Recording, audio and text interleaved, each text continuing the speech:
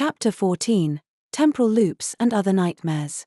She woke to the scent of crushed sage, copper, and Kael's jacket wrapped around her shoulders like a promise someone was too afraid to speak aloud.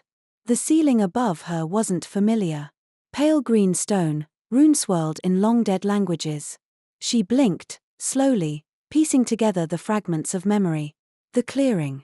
The glyph. The scream that hadn't been hers, and yet somehow had. Elira, Kael's voice said softly from somewhere nearby. You with me? She turned her head and found him sitting in a chair next to her makeshift cot, boots muddy, brows pulled tight like he hadn't slept in hours. His sword leaned against the table, untouched. He looked like a man who'd built a fortress of calm over a battlefield of panic. How long was I out? She croaked. About 8 hours. That's not terrible. You stopped breathing twice. Oh. That's less ideal. His hand hovered near hers, not quite touching, as if he wasn't sure what she needed from him. Distance. Proximity. A distraction. A breakdown schedule. I'm fine, she said, though her voice lacked conviction and her heart wasn't buying it either. Kael didn't challenge her. But he also didn't pretend to believe it. I brought you back through the south tunnel, he said. Didn't risk the main gates. One of the guards tried to stop us. What happened? I gave him a reason not to try again. Is that code for you threatened him or he now identifies as left-handed? Kael's mouth twitched. Somewhere between. She exhaled slowly and sat up. Every inch of her ached, not from spell residue but from something far deeper, like her soul had been unzipped and loosely sewn back together. What I said before I passed out, she paused. I wasn't hallucinating. I know. You don't know. You don't understand what it means.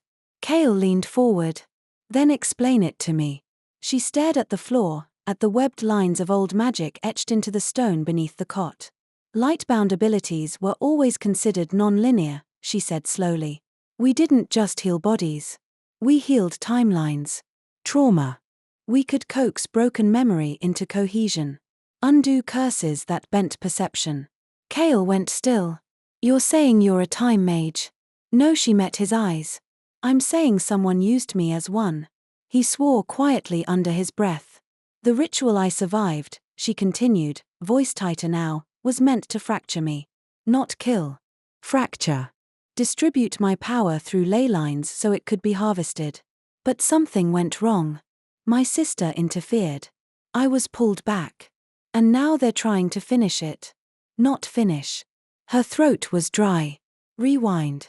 Kael stood up, began pacing, energy snapping off him like kinetic sparks. So what, you're walking around with echoes of your own power locked in time? Not just echoes. She stood, slowly. Selves. Versions of me that should have died but didn't. I'm not just haunted by what happened in that chamber. I'm anchored to it. And they're trying to reach across that anchor and drag me back into it. Kael stopped pacing. Is that even possible? Not in theory. He stared at her. She stared back. Kael exhaled. You really suck at reassuring people, you know that? Her lips twitched. You've mentioned it. So what now? We can't destroy the glyph site, your body nearly collapsed just disrupting it. We can't tell the council, we don't know who's orchestrating it. And we definitely can't keep this quiet if there are soul fractures of you floating around in the ley lines. No, she rubbed her forehead. We can't. But I have an idea. Does it involve not dying? Vaguely. He groaned. Elira. We have to go back. Absolutely not. It's the only way to trace the anchor points. I can't sever them if I don't know where they lead. He looked at her, jaw clenched. You just said someone's trying to summon past you into the present. What happens if they succeed while you're near the anchor? I don't know. Elira. I don't know, Kael. Her voice cracked on his name, and something inside her did too. I've been living on borrowed existence since the day they carved my sister into the dirt. And if I can make that mean something, if I can stop them from weaponizing my blood again, I have to try. Kael stared at her, and for a second she thought he might grab her, shake her, forbid her. But then his expression shifted. Resolved. Not because he agreed. Because he understood. You're not doing it alone. She blinked. You just said it's suicidal. Yes. But if we're going to rewrite history, we might as well do it together. She was too tired to smile, but something in her chest softened anyway. The bond between them buzzed faintly, less like fate now, more like resonance. As if some part of her had already begun to believe he'd be there, no matter how dark the path ahead. And God's help her, some part of her wanted him there. The forest didn't feel the same. It had changed, subtly but irreversibly. Like someone had rewritten its rules when they weren't looking. The trees were too still. The path too clear. The kind of clear that made Kael's instincts hum with warning. Beside him, Elira was stone-faced but vibrating with an alertness he didn't recognize in her, not fear, exactly, but a pressure that made her hands tremble slightly as she walked, even though her spine stayed straight and unyielding. This wasn't just another mission. This was a reckoning. You feel that? She asked quietly as they approached the clearing. Yes, Kael said. The same pulse as before. Worse. Sharper. Whatever spell framework we disrupted last time, it's adapting. The echo fields are more organized. Meaning someone learned from us. They rebuilt faster than I expected. Kael pulled his blade from its sheath, just in case, and followed her into the clearing, half expecting the ground to open up or the sky to split. But it was quiet. Too quiet. The glyphs had reactivated. All of them. But they weren't glowing gold-white anymore. They pulsed with bloodlight. Crimson and dark, the color of a wound that refused to clot. And in the very center of the circle, where the anchor rune had been, a mirror. Kael stopped dead. Elira. She didn't answer. She was staring. Because it wasn't a mirror in the traditional sense. The surface didn't reflect her current self. It reflected her. But not as she was now. Younger. 16, maybe 17. Same silver eyes, but softer. Less guarded. More afraid. Her body, slim and shaking, was curled in the center of a runic circle identical to this one. A memory. A moment. But not just a reflection. This was a loop. A living one. That's not a mirror, Kael said slowly. No, Elira whispered. That's me. And then it happened. The girl in the mirror looked up right at Elira and screamed. But Kael didn't hear it with his ears. He felt it. Inside the bond. Like something tearing. And then everything snapped. Magic surged across the clearing, whipping around them like a hurricane with no wind. Kael reached for Elira, grabbed her wrist, tried to pull her back. Too late. The glyphs ignited. And the ground beneath their feet gave out. They landed hard, but not painfully. The forest was gone. So was the sky. So was the sound. Kael opened his eyes to darkness. Not empty darkness. Darkness that breathed. Elira. He reached out, found her hand. Warm. Grounding. I'm here, she said, voice ragged. We're inside the loop. You mean inside your memory? She nodded. And then the dark around them shifted. Shapes formed. Not physical, but recognizable. Walls. Chains. A girl strapped to a ritual altar, gasping as golden light etched itself into her skin. Another girl, Elira's sister, he realized, fighting against guards, screaming for someone to stop. Kael tried to move toward her. Couldn't. The memory was sealed. We're observers, Elira whispered. We can't interfere. Not here. Then what's the point? To watch. To see what they've turned my memory into. Kael stared as the younger Elira arched in pain, the glyphs beneath her searing through cloth and into flesh. But what gutted him wasn't the magic. It was her eyes.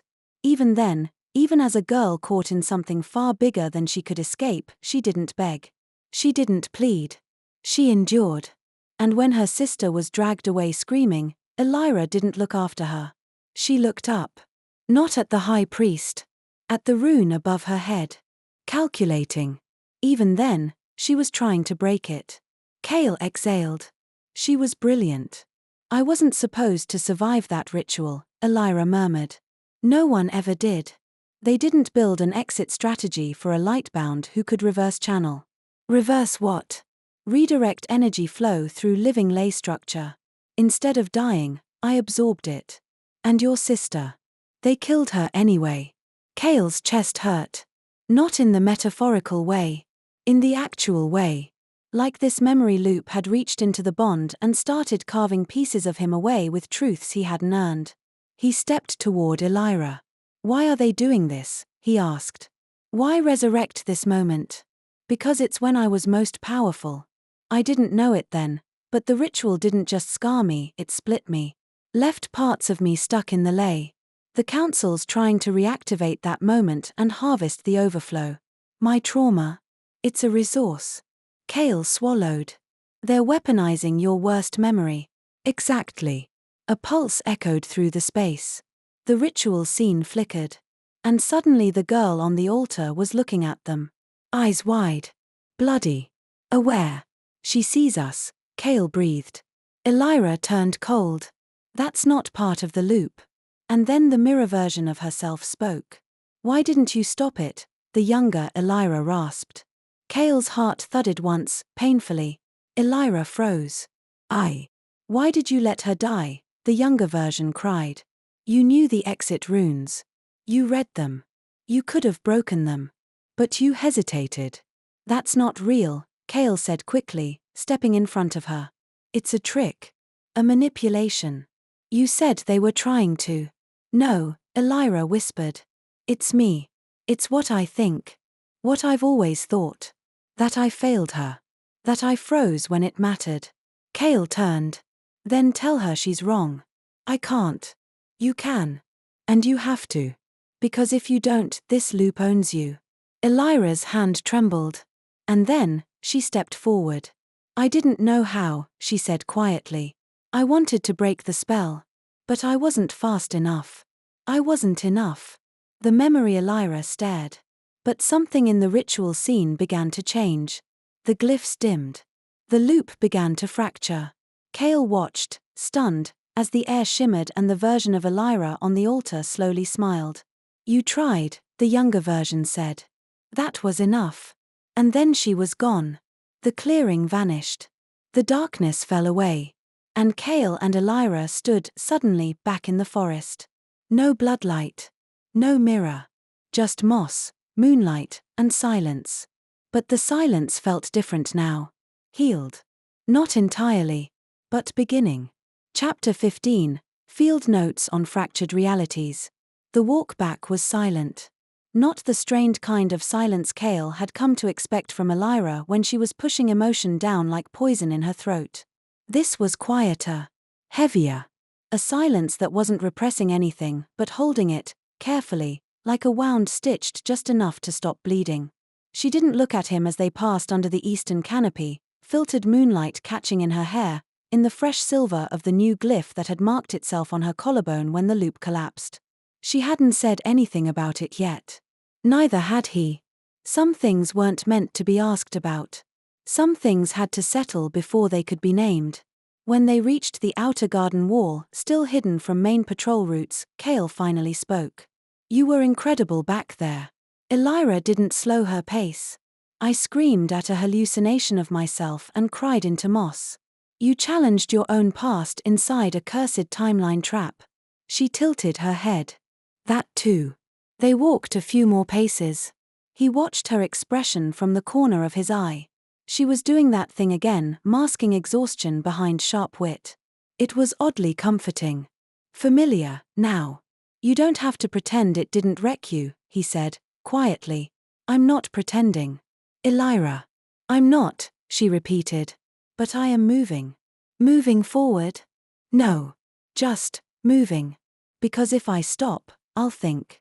And if I think, I'll spiral. So, movement. Kael nodded once. Then, gently, can I offer you something dangerous? Is it hope? No. Tea. Her lips twitched, very slightly. Dangerous indeed.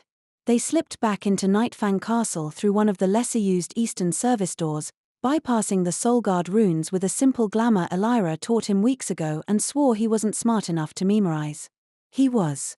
He just liked the way she said smug things when he failed to prove it. The hallway was dark, but not empty. Castle nights were never truly still. The magic in the walls breathed like lungs, creaking, pulsing, alive. He brought her to the corner study, technically his, though he never used it for anything other than planning sessions and the occasional mental breakdown. The fire was already lit. A kettle was suspended over it, ready for use. She gave him a look.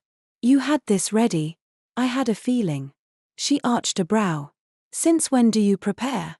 "Since I started walking into magical trauma loops with you on a regular basis." That does imply a trend. Kael busied himself making the tea. It gave him an excuse not to look at her too directly. Not while she stood in the firelight with that new mark burning faintly on her collarbone, her eyes tired but still watchful, as if she expected this moment of peace to combust any second. And maybe it would. He handed her a cup. She accepted it without comment. They sipped in silence. Eventually, Elira set hers down and asked, "Do you think they'll stop now?" "No." She nodded. "Didn't think so." "They saw what you are," he said. "And instead of being afraid, they got ambitious." That loop was an experiment. A proof of concept. Now that they know it's possible, they'll try again. He didn't answer. She didn't need him to. "I don't know how many versions of me are stuck out there," she admitted. "How many pieces? If they use another one, pull it forward, I might not be able to break it." Kael's hand curled into a fist. "Then we don't let them. And how exactly do you propose we stop a council with centuries of stored blood magic, political immunity, and no conscience?" "I don't know," he said. "Yet. But you're already building a plan." "I'm already building a war," he said softly. She looked up at him, surprised, maybe. Or wary. "You're a king," she said. "You can't just throw your title at the fire and call it rebellion." "I'm not throwing my title," Kael said. "I'm weaponizing it." Elira stared at him for a long moment. "You're serious? As a soul mark? And if this gets us both exiled? Then we go. Together." Elira blinked. "Kael. I meant what I said. I'll walk with you. Wherever that takes me." She didn't cry. Elira Valen didn't do crying. But something in her face softened like parchment left out in the rain, fragile, but not broken. Just open. And for once, Kael didn't try to touch her. He just stood there. A storm in the making. Waiting for her to say yes. There were too many candles lit in the archive. Too many books out of place. Too many silences that didn't hum the right way. Elira moved through the corridor like a blade, sharp, silent, and prepared to cut. The archive was meant to be sealed this late. The only people with access at this hour were Kael, the court archivist, and herself. Which meant whoever left the fire glyphs burning was either careless or wanted to be noticed. She passed the row of preserved treaty scrolls and stepped into the second alcove where the Lightbound history was supposed to be buried under anomalous magic studies, aka the filing cabinet of things no one wanted to explain. And there, sitting cross-legged on the stone floor with 3 books open and a flask of ironroot ink steaming beside him, was Theron. She didn't make a sound. Didn't announce herself. Didn't have to. "You're early," he said, without looking up. "Or you're terrible at hiding treason," she replied flatly. Theron finally glanced up. His expression wasn't the usual sharp smirk he used in court to distract from the fact that he was smarter than everyone in the room. Tonight, he just looked exhausted. "Did Kael send you?" "No. He doesn't know I'm here." "Then we'll lie to him together." She stepped closer. "I'm not in the mood for cryptic alliances, Beta. Speak." Theron closed one of the book's old, spine-stitched in Lightbound thread. She recognized it instantly. "That's a banned codex." "I unbanned it." "That's not how bans work. It is when you blackmail the council's scribe with proof of embezzled salt taxes." Elira blinked. "What?" "I have hobbies," he said dryly. "Some people bake. I dismantle corrupt regimes in my spare time." She crossed her arms. "Why are you reading about my people?" "Because someone in the council has been reactivating Lightbound bindings." His voice dropped. "And not just the ones around you." Elira went still. "Explain." Theron gestured to the second book, open to a page inked in Old Blood Oath dialect. 4 days ago, A guard reported a pulse of magical activity in the southern halls. I checked the residual threads. It was a Lightbound signature. Not yours. That's not possible. I thought so too. Until the same pulse echoed last night while you were in the forest. Elira stared at him. You think they have a second anchor? I know they do. Theron's voice was tight. And they're stabilizing it. Elira sat down hard beside him, heart hammering. Where? I don't know. Not yet. But if they succeed, if they reanimate even a sliver of what your clan could do, they'll control every soulbound system in Lycanthra. Theron nodded grimly. They don't need you, Elira. They just need enough of your bloodline to simulate obedience. She swore under her breath. This wasn't just about sacrifice anymore. It was about supplanting. Replacing her. Reconstructing Lightbound magic into something loyal. Why are you helping me? She asked, finally. You don't trust me. You barely tolerate Kael's decision to bond with me. And you never play on the losing team. Theron looked at her and for once, didn't flinch. My mother was part of the healer caste, he said quietly, before she was killed under Decree 14. I was 10. I watched a councilman order her dragged from our home for healing a non-royal child. Elira's breath caught. I wanted power to protect people like her, he said. And I thought following the crown was the way to get it. But you are the way to change it. The words weren't pretty, weren't wrapped in flattery or spun like poetry, but they hit her like truth. Ugly. Undeniable. Necessary. So what do we do? She asked. Theron looked at her, and his eyes weren't cold for once. They were clear. We burn their copy. Elira blinked. You mean? Before they stabilize the second anchor, he said. We find it. We break it.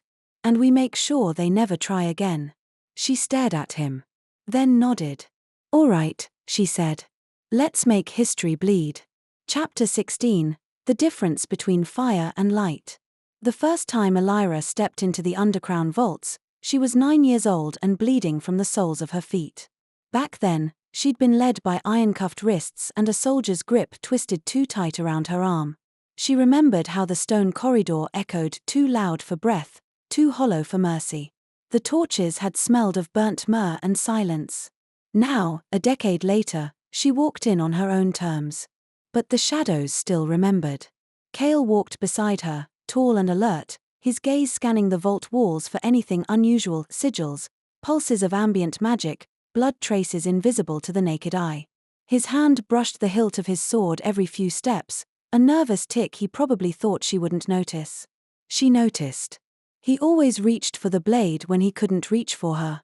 This place is a riddle, she murmured, tracing her fingers along the old stone as they descended. The vaults weren't just built to protect power, they were built to bury it.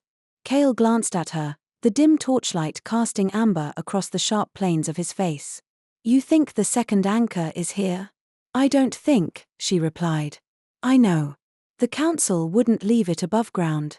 They'd bind it in the only place that history doesn't touch. And you're sure it's not? No one would dare store a Lightbound echo in the central vault wing. Too many seals. Too many witnesses. The South Hall is older. Unmapped in places. And no longer warded, thanks to the purge of the warden cast last winter. Kael said nothing, but his mouth tightened. He hated how much she knew about how the kingdom destroyed her people. Elira paused at the end of the corridor, eyes locking onto the old gate, a rusted iron threshold overrun by intertwining vines of spellbound ore. The magic here wasn't active, but it lingered like old pain never fully exhaled. She crouched, pressing her palm to the ground. Immediately, the skin beneath her wrist began to warm, the glyph on her collarbone responding to the residual frequencies. Found it, she said softly. The loop residue is strong here. Kael stepped closer. How strong? Strong enough to burn through a lesser mage's mind in seconds. She stood again, brushing dust from her knees.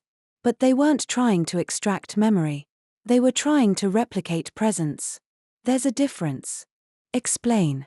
Elira turned to him, her silver eyes sharp in the flickering light. Memory is volatile. Subjective. It can't hold shape under spell compression. But presence, the magical imprint a soul leaves behind in moments of great trauma or power, can be copied. If you have enough blood. Kael exhaled slowly. So they used your blood in the forest to call a presence. And now they've anchored a second one here. Not just anchored, she said. Fed it. He stared at her. Fed it with what? Elira hesitated. Fear. Repetition. The energy stored in residual emotional trauma. It's like they've created a magical echo chamber, and my soul is the tuning fork. A silence stretched between them, heavy and uneasy. And if we destroy it? Kael asked. She smiled, but there was no joy in it. Then I finally get my body back. All of it. Every fractured version. Every stolen memory. Every shard they've used to keep me chained. And if it fights back, I'll fight harder. Kael's hand brushed hers, brief, but intentional. You shouldn't have to do this alone, he said quietly. I'm not, she replied. You're here. He looked at her for a long moment, and then, in a voice that didn't quite mask the weight beneath it, said, always. They stepped through the gate together. The air shifted immediately. It was colder here, closer to the core of something raw and unfinished. The walls hummed with ancient whispers, the kind that weren't sound but vibration, crawling up her spine like memories she hadn't given permission to return. The glyph on her collarbone flared again. And then, she heard it. Her own voice. Not now. Not here. But then. A different version of her. Younger. Panicked. Whispering through the vault like a thread unraveling.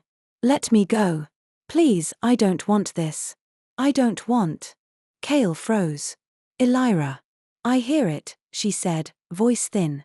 The air snapped around them. And then, without warning, the magic spiked. Kael shoved her behind him instinctively just as the wall to their left lit up with a pulse of red-gold light. Elira's eyes widened. A glyph. A massive one. But not meant to summon. This one was meant to house. Inside the runic circle carved into the vault wall was a containment field. And inside the containment field. Elira, Kael breathed. She stepped forward slowly. There, suspended in shimmering light, was a girl. Barefoot. Silver-eyed. Bleeding from both palms. Another version of her. Still alive. Still conscious. And when that girl looked at Elira, she didn't scream. She smiled. And whispered, took you long enough. The girl inside the glyph wasn't a ghost, but she looked like one, weightless, luminous, untethered from time. Her skin shimmered faintly with runelight, but it was her expression that made Elira's stomach twist. She looked amused. Hello, me, the echo said, her voice almost bored. You took your time. Elira couldn't speak for a moment. Every instinct screamed to deny what stood before her, every rational part of her brain urging her to explain this as a hallucination, a magically induced trick. But her soul knew. And it didn't flinch. Kael stepped closer, his tone even. Is it another memory loop? Elira shook her head slowly. No. It's more than that. It's conscious. Which means it's not a presence. It's a preservation. You mean she's real? She's a version of me, pulled from the moment of the original ritual and kept here. Stabilized through some kind of temporal field. Probably by feeding off the ley lines that run beneath the south wing. Kael frowned. That's supposed to be impossible. Elira's laugh was bitter. You'll find that very few things are impossible when the council decides ethics are optional.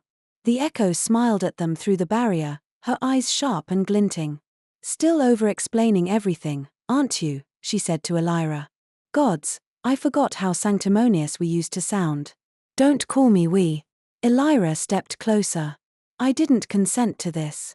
I didn't ask to be split like a fracture in the ley. No, the echo said. But you let it happen. Elira stiffened. I'm not here to fight with you, she said tightly. I'm here to set you free. Free? The echo tilted her head. Is that what you think this is about? You walking in like some savior from a better timeline and breaking the big, bad containment spell? Kael moved toward the glyph, inspecting the outer wards with narrowed eyes, but Elira didn't look away from her other self, not even for a breath. Then what is this about? She asked. The echo leaned forward until the glow around her rippled. This is about reclamation. You left me here, Elira. You moved on. You survived. You built something. While I stayed trapped in this memory, in this room, reliving every second of our sister dying. Our death. Over and over. While you healed strangers and flirted with kings. That's not fair. Isn't it? I didn't choose to survive. I didn't get to save you, us. I woke up in a dungeon, with blood in my mouth and half my magic locked inside stone. You think I wanted to forget? I didn't forget. I endured. Then prove it. Elira blinked. What? Take my place, the echo said. Let me be the Elira who lives this time. Kael turned sharply. No. I wasn't talking to you, the echo said coldly. Well, I'm talking to you, he shot back. You're not her. You're a reflection caught in an impossible cage. The echo smiled. And yet you're afraid of me. I'm not afraid. I'm angry. Because you think I'll hurt her. She looked back at Elira. Or because you think she wants to let me. Elira could feel her pulse behind her teeth. There was no spell for this, no clean incantation to separate right from wrong. She wasn't standing in front of a villain. She was standing in front of herself, the version who'd never stopped screaming. I didn't come here to erase you, she said softly. I came to give you peace. The echo's eyes flared. I don't want peace. I want vengeance. And just like that, the glyph cracked. It didn't shatter all at once. It sang a high, metallic tone that vibrated through Elira's ribs. Kael stepped in front of her again, sword half drawn. Elira, get back. I can't, she said, her voice hollow. If we attack her, we destabilize the anchor. That kind of magical rupture could undo the entire southern ley line and collapse this wing. So what do you suggest? He demanded. We negotiate with a version of you that wants to take your place. No, Elira drew in a breath. We reintegrate. Kael stared at her. You want to merge with her? She's not a shadow. She's not a stranger. She's a fragment of me, cut off during trauma. She's not evil. She's wounded. And if I don't reclaim her, the council will. Kael's voice dropped. And what happens if you can't control her once she's in your mind?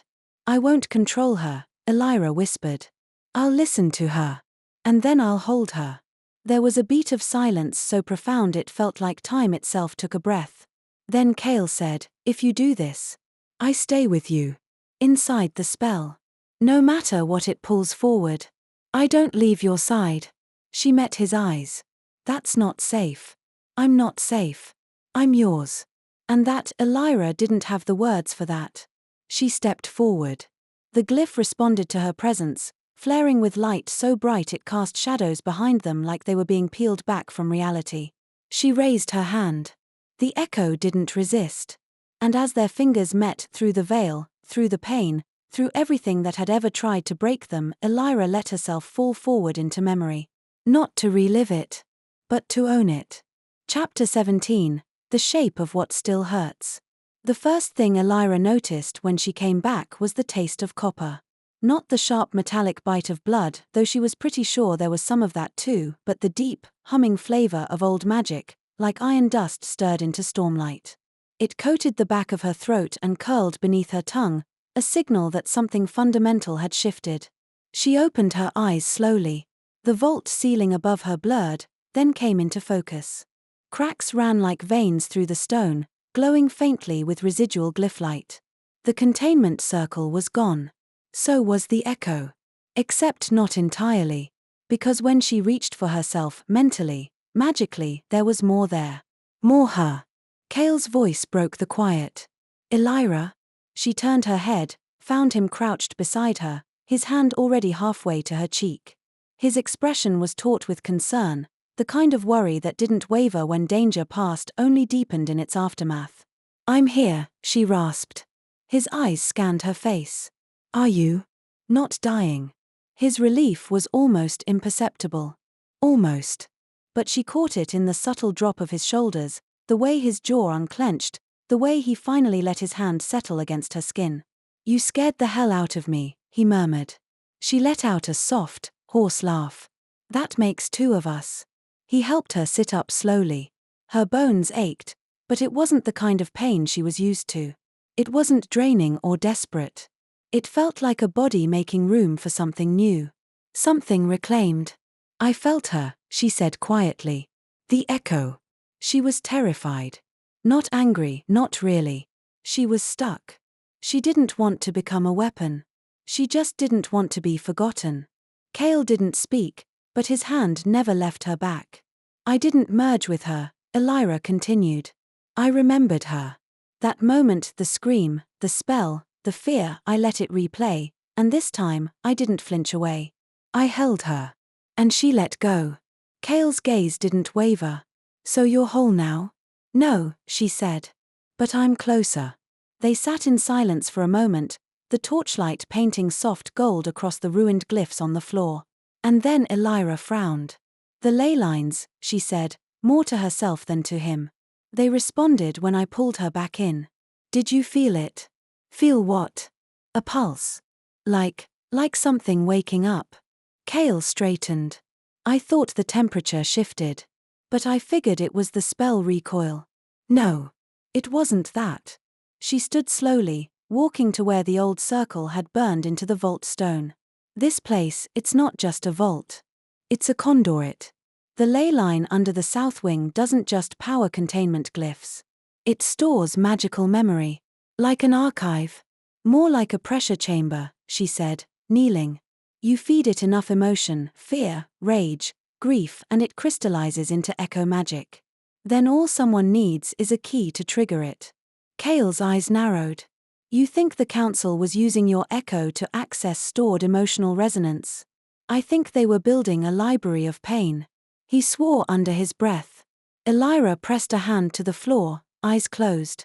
The hum was stronger now. The ley line was active and it recognized her. She could feel it pressing up through the stone, curious and tentative, like a beast sniffing at the scent of a long-lost master. And then, her vision jumped. Not physically. Not even magically. It was a flicker, like a skipped frame in a reel of film. For half a second, she saw another version of the vault, darker, colder, lined with ash. Kael was gone. Her own blood stained the floor. And a voice, soft, sharp, female, whispered, "She's not the only one you left behind." The vision snapped out of existence. She gasped and fell back onto her heels. Elira? Kael caught her, steadying her before she tipped. I saw something, she whispered. Another echo. But it wasn't me. Kael's expression darkened. Another victim? No, she shook her head, chest tight. Another anchor. And it's still alive.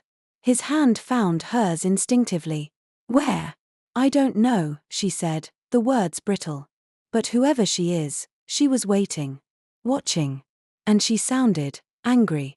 Kael was already calculating, she could see it in the way his posture shifted, the way he started mapping next moves in his head like a soldier charting siege lines. But Elira's thoughts were on something else. The voice hadn't sounded like hers. Not exactly. But it had felt familiar. And she was starting to suspect that the council hadn't just preserved one version of her. They'd preserved many. Kael didn't like ghosts. Not the literal kind, those he could banish with silver runes and ashroot wards. But the other kind. The ones that lingered in memories and half-said sentences. The ones that looked too much like regret with a pulse.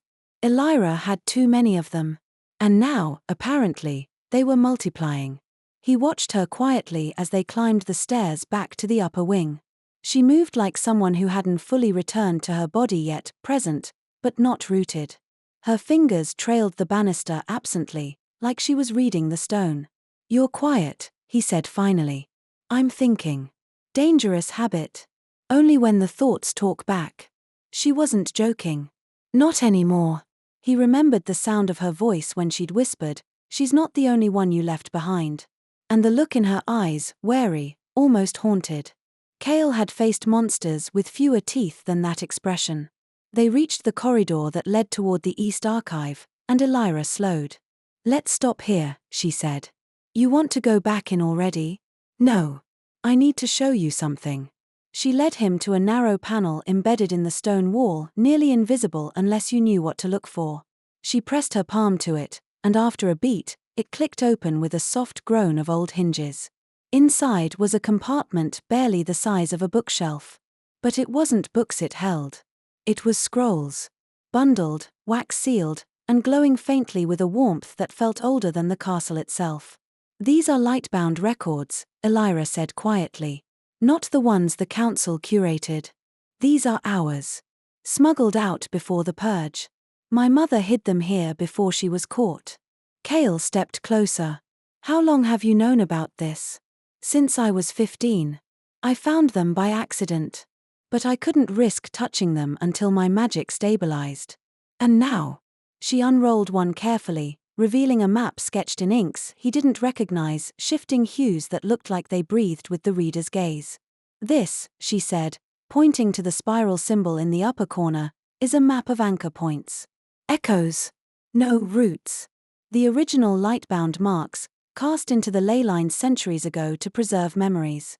Not just pain, like the council's been harvesting. But truth. Joy. Language. History. Songs. Names." Kael felt a strange tightness in his chest. "You mean your people left behind a record of themselves," he said. "Even after everything. Even knowing they might not survive." She looked up at him. "Hope is a form of rebellion." He reached out and touched the edge of the scroll. The magic there pulsed softly against his skin, warm, not biting. Like something that welcomed. "It feels alive," he said. "It is. That's how Lightbound memory works. It's not data. It's experience. It adapts, evolves, connects with emotion." She looked at him, thoughtful. "It's why my healing works the way it does. I don't just mend flesh. I commune with pain. I convince it to let go." He exhaled, slow and deliberate. "That's more terrifying than most weapons I've ever wielded. That's why they feared us," she said softly. "And why they tried to erase us." Kael ran a hand through his hair, pacing the small space. "Okay. So let's say these root points still exist. What does that mean for us?" "It means the council hasn't just been harvesting pain. They've been interfering with Lightbound infrastructure. Rewiring it. Turning something sacred into a battery for control. So we restore it." She blinked. "That's not exactly. We find the root points," he said, voice rising with purpose. "We return them. You rewrite what they tried to erase." Elira stared at him, stunned. "You want me to rebuild an entire magical history while dodging assassination attempts and psychic attacks from alternate versions of myself?" "I want you to rewrite a kingdom," Kael said. "You told me once that healing was persuasion. Then persuade the magic to remember itself. Persuade the land to listen to you." Her lips parted. "That's insane." He stepped closer. "So was trusting a Lightbound to heal an Alpha King. And here I am." Elira didn't laugh. But her mouth curved, just slightly, like she wanted to. And then something shifted in her expression, subtle but unmistakable. She wasn't looking at a crown, or a soldier, or a mission. She was looking at him. And maybe, for once, allowing herself to believe he wasn't going to leave. He reached for her hand. Not to command. Not to lead. Just to hold. "Whatever comes next," he said, "we face it together. No fragments. No echoes. Just us." She squeezed his fingers. And for the first time since stepping into that cursed vault, Elira didn't feel like she was walking forward alone. Chapter 18, In the Language of Roots.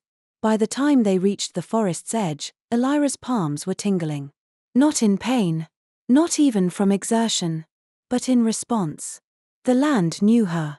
It was subtle, the way magic coiled through the soil here, less like energy and more like memory turned inward, humming quietly beneath every moss-covered stone and thick-barked tree. She stepped off the path, and her boots sank gently into damp loam, the scent of pine and petrichor curling up like a welcome. Behind her, Kael moved in measured silence. His blade stayed sheathed, but his eyes, stormy, sharp, never stopped scanning. He didn't trust forests. Didn't trust roots. And definitely didn't trust silence.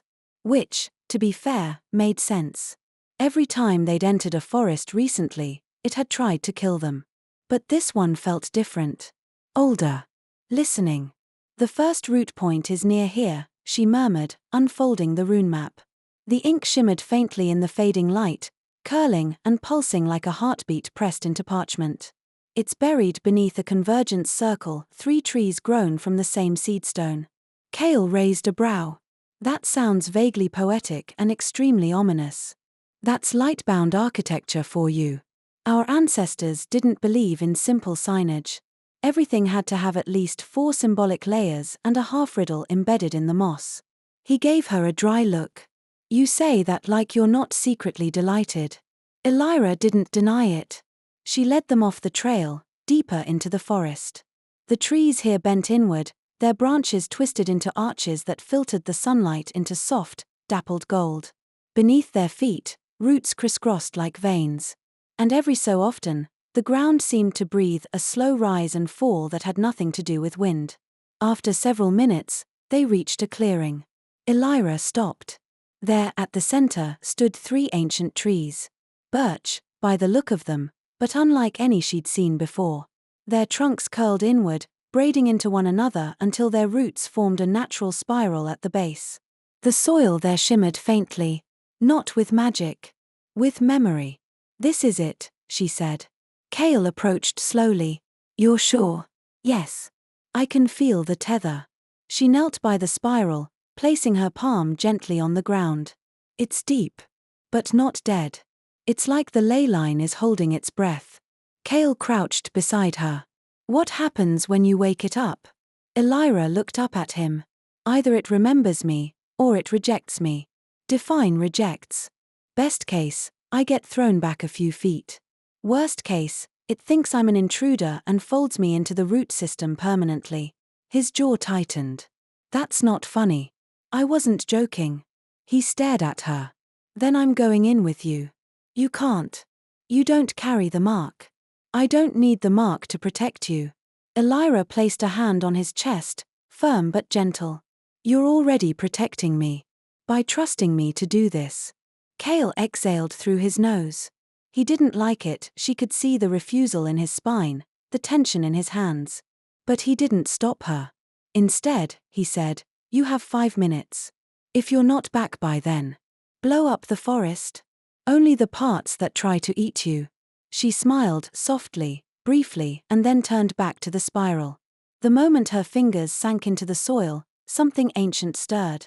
It wasn't light, not exactly. More like sensation, a pull beneath the skin, as if her blood had just remembered a promise her mind had never heard spoken aloud. She closed her eyes. And descended. Not physically. Not magically. But spiritually. It felt like falling through a well made of breath and heartbeat, and every echo of her lineage etched into bark and root. Voices murmured not in words, but in impressions. Laughter, weeping, lullabies sung beneath crescent moons. The forest wasn't just alive. It was aware. And it recognized her. Child of Lightbound. Blood of root and star. You return with splinters. Shall we make you whole?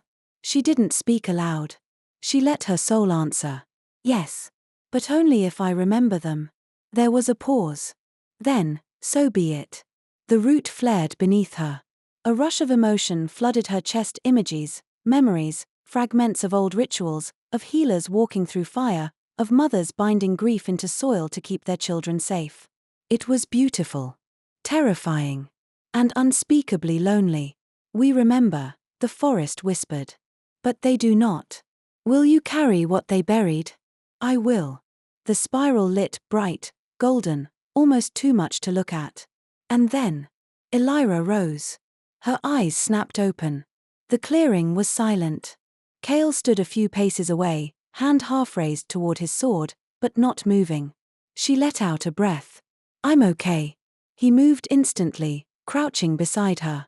What did you see? Everything, she whispered. I saw everything. Kael didn't breathe until Elira did. Even then, it felt like pulling air through a storm. The moment her eyes opened, bright, silver, and glinting with something he didn't recognize, he crossed the spiral and sank to his knees beside her, bracing a hand on her shoulder like he needed to ground her back into her body. "You're sure you're okay?" he asked. "I'm sure," she whispered, but her voice wasn't quite steady. "The root accepted me. Not just as a Lightbound, but as something new." He blinked. "What does that mean?" She sat up slowly, hands trembling against her knees. "It gave me access. Not just to the past, but to the parts of it that remembered how to change." "Elira." He searched her face, catching every flicker of uncertainty. "Say it plainly." She looked at him, and there was something in her gaze he hadn't seen before. Something not just ancient, but authoritative. "I think it gave me the ability to rewrite the ley line." He froze. "You mean manipulate it?" he asked slowly. "Redirect it? Use its magic?" No, she reached into the pouch at her side, pulling free a bit of chalk carved with ancient runes. "I mean edit it. Resequence the ley line's emotional memory. Change how it behaves, how it responds to magic." She held his gaze. "Kael, this is how the council did it. But they did it to exploit. I can do it to heal." 1,000 implications roared to life in his head. Control over leyline behavior wasn't just powerful, it was political warfare. Entire cities ran on leyline pulses. Barrier systems, transport gates, healing centers. If Elira could rewrite their base emotional currents, you could dismantle their power grid, he said. You could collapse the whole damn kingdom if you wanted to. She flinched. "I'm not trying to destroy Lycanthra." "I know," he said immediately. "But you could. And that means you need to decide, fast, what you're going to do with that kind of power." She looked down at her hands. "I don't want it. But you have it." She didn't respond right away. A breeze passed through the trees, soft, almost tender. And then Elira stood slowly, brushing soil from her skirt. "I'm not going to use this to tear the world down," she said. "But I will use it to take back what they stole." Kael rose beside her. "Starting with the next route." He blinked. "You think we can find another one this fast?" "I don't think," she said. "I know. The route here gave me coordinates. It knew the pattern of the others. The next one's buried beneath the ruins of Virellan citadel." He frowned. "The old stronghold?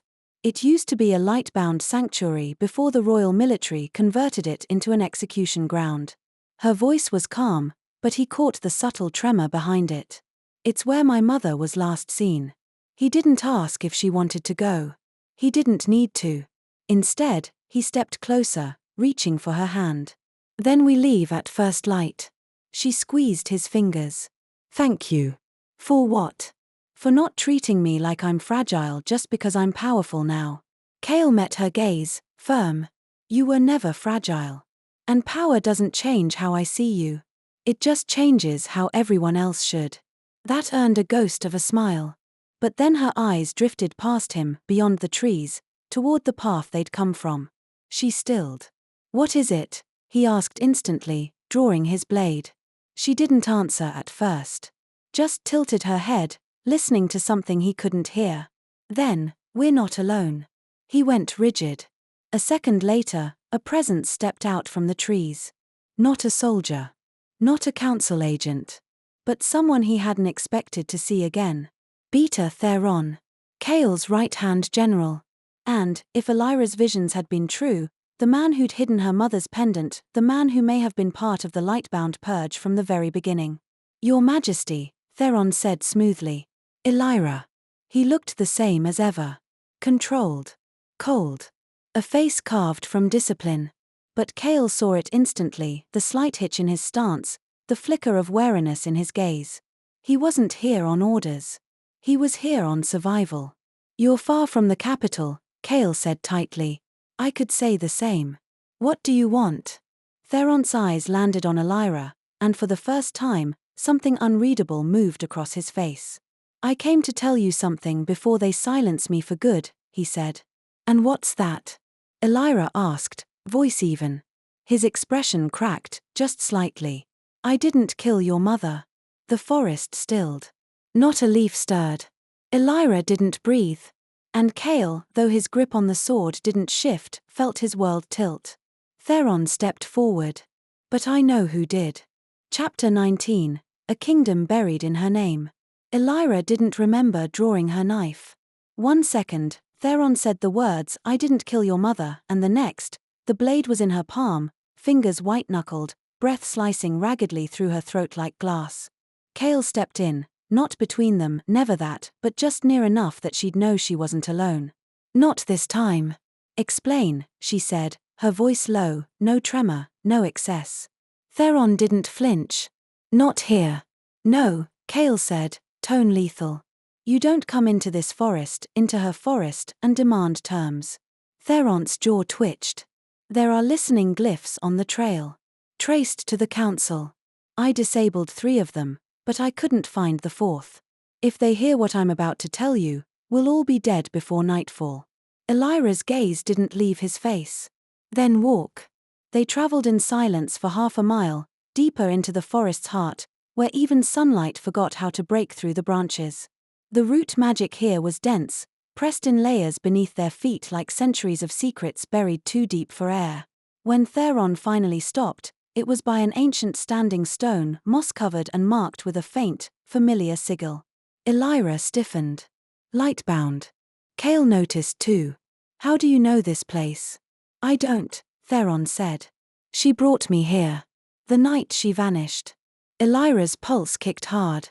"My mother?" Theron nodded. "Elira Valen. She wasn't running, Elira.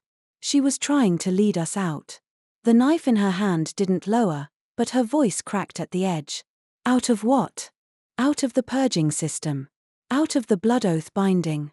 She discovered a flaw in the royal sigil seal. A backdoor."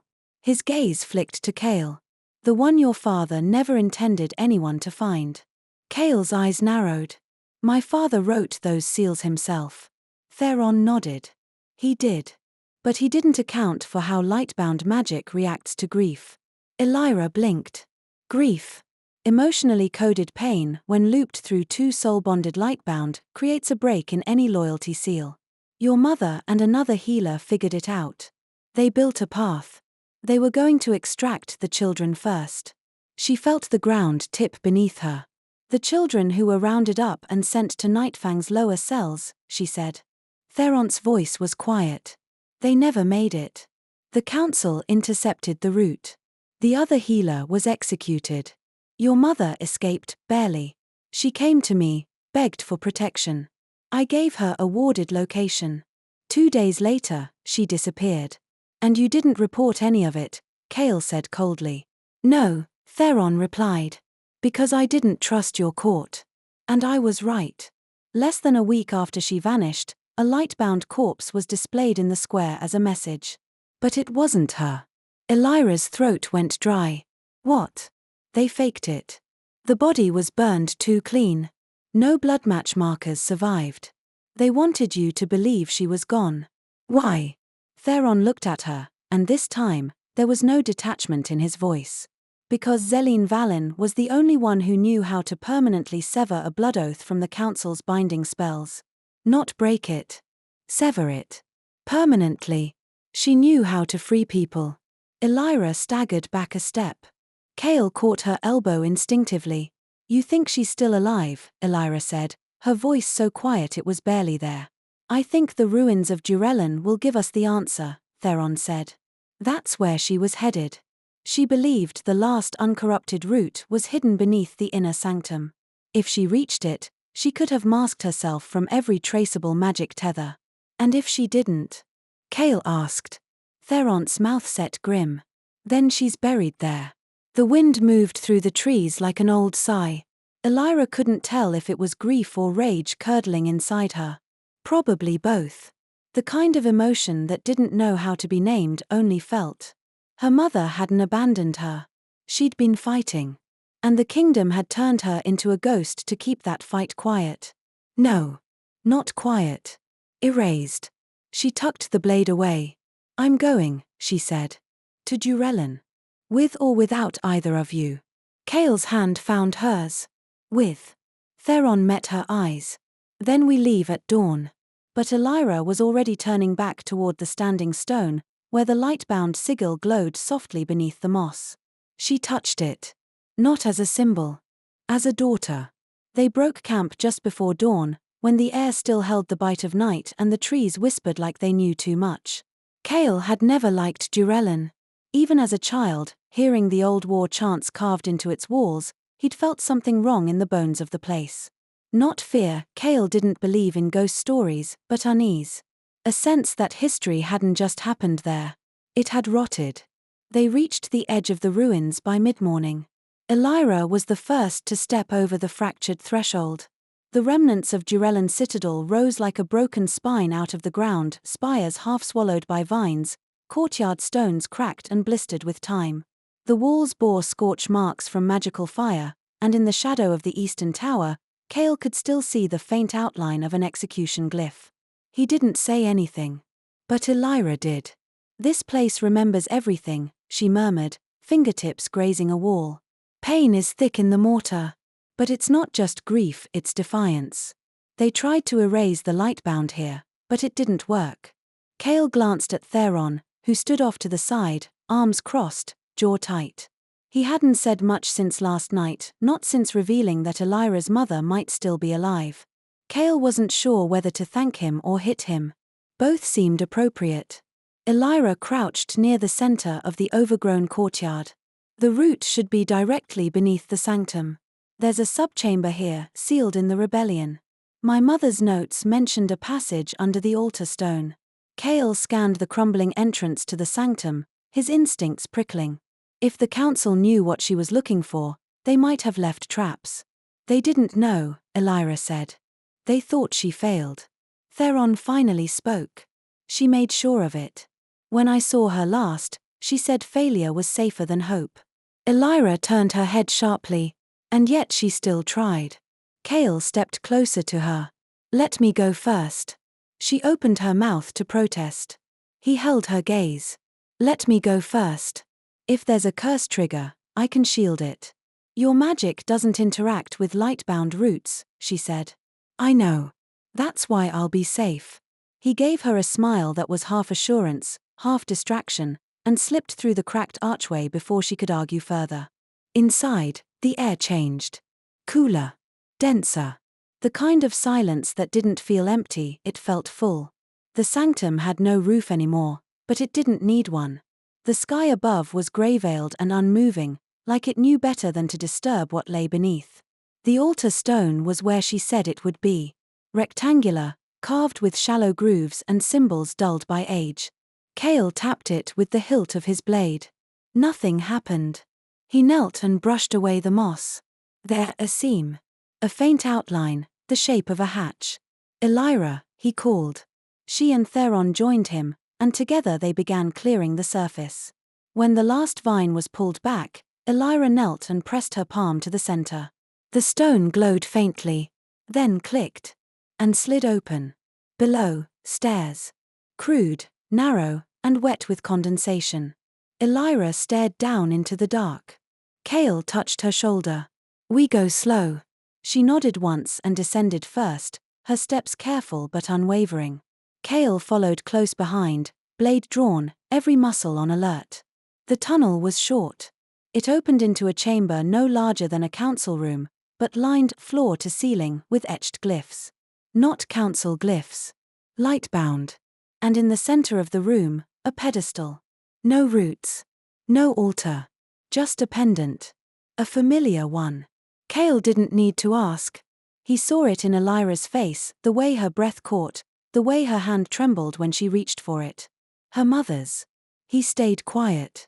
She lifted it gently, cradling it in her palm like it might disappear if she blinked too fast. "There's blood on the chain," she whispered. "But it's not dried. It's preserved. Fresh through enchantment." "Her magic," Kael said. "No," Elira replied, eyes wide. "Someone else's." And then, before Kael could speak again, a voice echoed through the chamber. Not from the tunnel. From everywhere. "Child of the Lightbound. You have stepped into my memory." Kael's sword was up instantly. "Who is that?" The pendant flared in Elira's hand. And the chamber lit with golden fire. Not flame. Not heat. Memory. A projection formed before them, a woman, cloaked in silver, hair braided with crystal vine.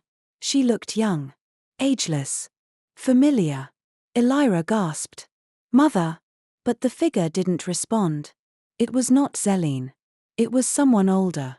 Much older. My name is Elira Valen, the voice said. And if you are hearing this, then the bloodline has survived. You are my descendant. And you are standing at the last root I planted in a dying kingdom. Kael stepped closer to Elira, whose hand was clenched so tightly around the pendant that her knuckles had gone white. I don't understand, she whispered. This isn't my mother. The voice continued. They will have told you the Lightbound are gone. That we fell. But memory cannot be killed. Only hidden. Beneath this root is not just magic, it is remembrance. Take it, and you will see not what the council showed you, but what we lived. The glyphs on the wall pulsed. Kael's gut twisted. Elira. She turned to him, dazed. I have to touch the memory strand. Wait. We don't know what it'll do. She left it for me. My ancestor. This is the truth the kingdom buried. And before he could stop her, Elira stepped into the circle. And vanished. Chapter 20. The last root was her name. It didn't feel like stepping into magic. It felt like drowning in her own bloodline. The moment Elira crossed the root's memory threshold, reality cracked, not with pain, but pressure, like 1,000 voices trying to fit inside her chest all at once. She didn't fall. She plunged, pulled downward into a spiral of color, sensation, and knowing. Time dissolved. Language vanished. And then, stillness. Not silence. There were sounds, crackling fire, distant music, the soft, rhythmic cadence of a lullaby whispered in a dialect she hadn't heard since she was a child. But everything else was still. When Elira opened her eyes, she stood in a place that could not exist. A hall built of light and memory, with walls made from looping strands of golden thread. Each strand pulsed faintly, humming with lives once lived, fragments of joy, loss, grief, triumph, all suspended in the architecture of remembrance. She was standing inside a living archive. No. Not standing. Belonging. Where am I? She breathed. You are in the root mind, said a voice behind her. Elira turned slowly.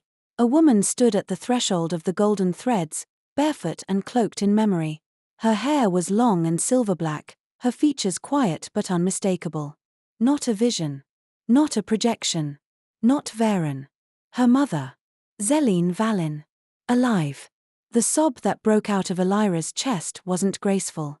It wasn't poetic. It was raw and clumsy and human, and it tasted like 10 years of buried hope finally forcing its way through her ribs. I thought you were dead, Elira said, barely able to speak through the pressure in her throat. I was, her mother said gently, stepping forward. Just not the way they told you. She took Elira's hands in hers. Warm. Solid. Real. I couldn't let them find me. Not once I'd rooted the memory.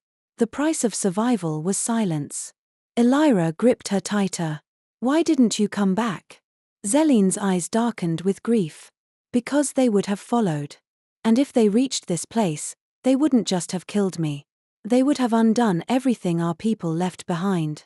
1,000 questions clawed at Elira's throat, but only one escaped. What is this place? Her mother turned, motioning to the strands. This is what the Lightbound preserved. Not magic. Not power. But truth. Generational truth. Every ritual, every name, every heartbreak, we tied it to the root system. Because we knew someday, someone would need to remember. Elira stepped closer to the walls, and the threads began to pulse in time with her heartbeat. What happens if I touch one?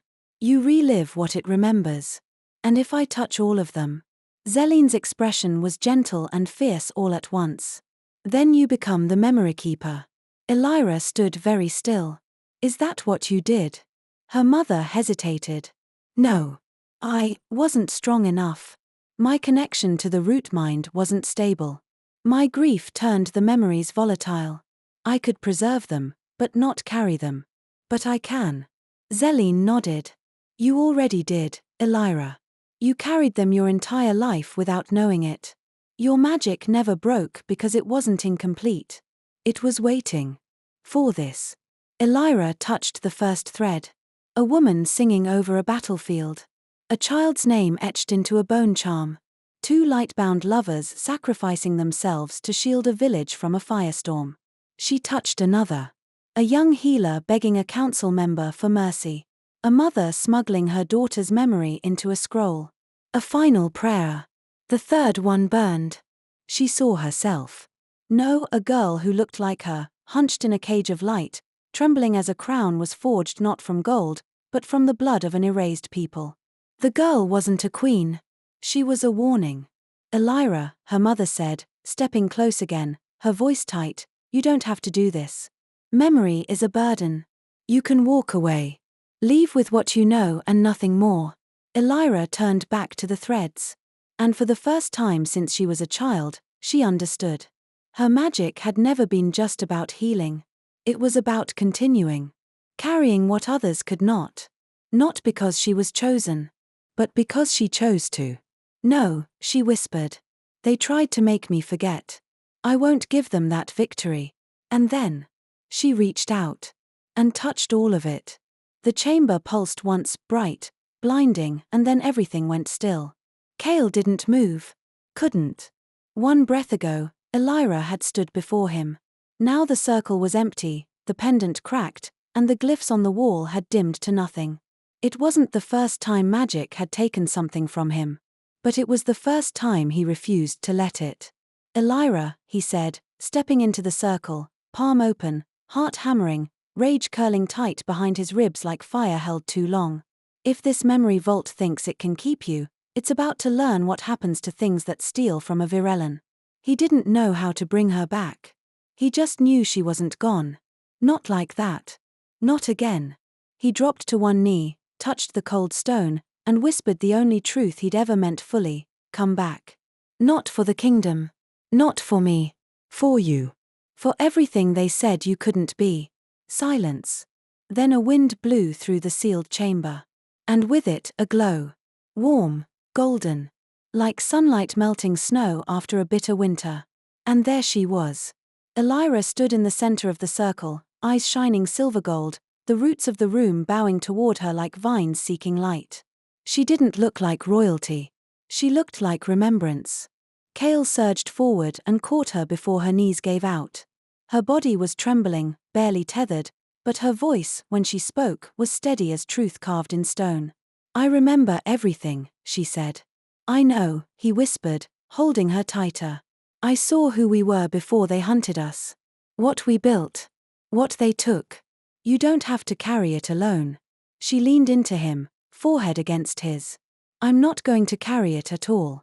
Kael blinked. What? I'm going to share it. Broadcast the memory through the ley line. Let everyone see it. The nobles. The slaves. The soldiers. All of it. Let the kingdom choke on what they forgot. He pulled back to look at her. Elira, that would start a war. She didn't flinch. No. It would end a lie. And Kael. He smiled. Not the cold, strategic smile he wore at court. But something real. Fierce. Proud. You were never just a healer, he said. You were the cure. The memory burst was felt across Lycanthra by sundown. A wave of golden light erupted from Virellan's heart and spread through the ley line, threading into the capital's gates, the palace archives, the council's private chambers, the slave rings. People collapsed mid-step, mid-sentence, overcome by visions of a history they'd never been allowed to know.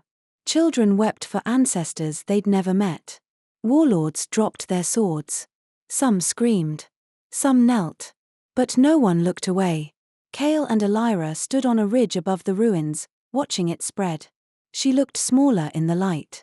Or maybe more real. Like power had finally stopped hollowing her out and started growing something back in. Kael reached for her hand. You just rewrote a kingdom. She squeezed his fingers. I just reminded it what it was. Do you still want to run? She turned to him slowly. Do you? He thought about his crown. What it meant. What it cost. And then he said, without flinching, let it rot. They didn't go back to Nightfang. They didn't bow to any new council. They didn't draft treaties, or write edicts, or carve declarations into marble. They simply left. 2 people. 1 bloodline. No titles. No thrones. Just a promise carved into memory. On the hilltop at the edge of the last known map, Elira stopped. The wind tangled through her hair, the pendant at her throat glinting like a new sun. Kael stood beside her, unarmed for the first time in years. "You're sure?" he asked softly. She nodded. "The route is safe. The memory's been given. The rest isn't mine to carry." He smiled. "Then what now?" She turned to him.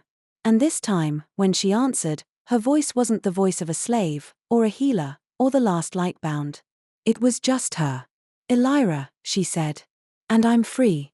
They walked on. Not as king and healer. Not as alpha and bloodline. But as 2 people who had chosen to stop surviving and start living. Together.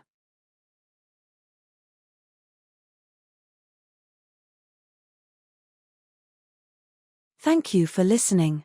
If this story touched your heart, give it a like and subscribe for more beautiful tales. Tap the next thumbnail to continue your journey.